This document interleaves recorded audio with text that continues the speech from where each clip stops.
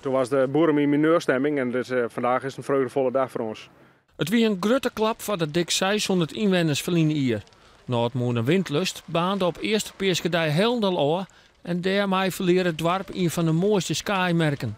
Maar al gauw weer duidelijk, windlust moest weer opgebouwd worden en wel in originele steert. Er is hout gekocht en uitgezocht. Het oude hout is schoongemaakt. Het oude ijzerwerk is weer hersteld. En al die voorbereidingen, die al die maanden dat je niks kon zien, dat komt nou voor het eerst dan in de openbaarheid, doordat nou dat achterkantgerecht wordt. De verslijnde restauratie van de windlust kostte €1 miljoen. Het is een vak apart om een moeder weer Helendal van de Groenhal weer op te bouwen. Oude ambachten komen weer te leven. Er komt nog handwerk om te pas. Kraan door het zwierwerk tillen de spanten omheen en zetten die deel op een 8-kantige basis. Dat is net zonder gevaar. Als je er net op denkt is het wel gevaarlijk. Het is nou aardig rustig waar, dus dan gaat het wel. Maar ze zetten nu aan de legeringsbalken erin, kruisten erin.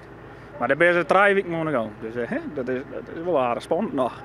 Specifiek werk, hè, zo'n moeder? Dit is heel specifiek werk. Het gebeurt ook net zo vaak dat er iemand helemaal nieuw opgebouwd wordt, zeg maar.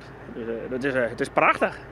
De boerenmus wien er goed bij op deze historische dag. Jong en oud wonen een punt zetten achter de fatale bron verliezen hier.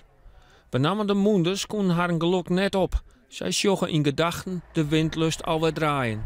Ja, dit is een hele belangrijke dag voor mij, maar voor het hele dorp. Want? Ja, het is natuurlijk hartstikke mooi dat de molen weer terugkomt. 1,5 jaar geleden waren we hier in een mineurstemming en nu staan we hier in een blije stemming. Wanneer denk je dat jullie draaien kennen? Wij denken april, mei volgend jaar dan gaan we proefdraaien met onze nieuwe windlust.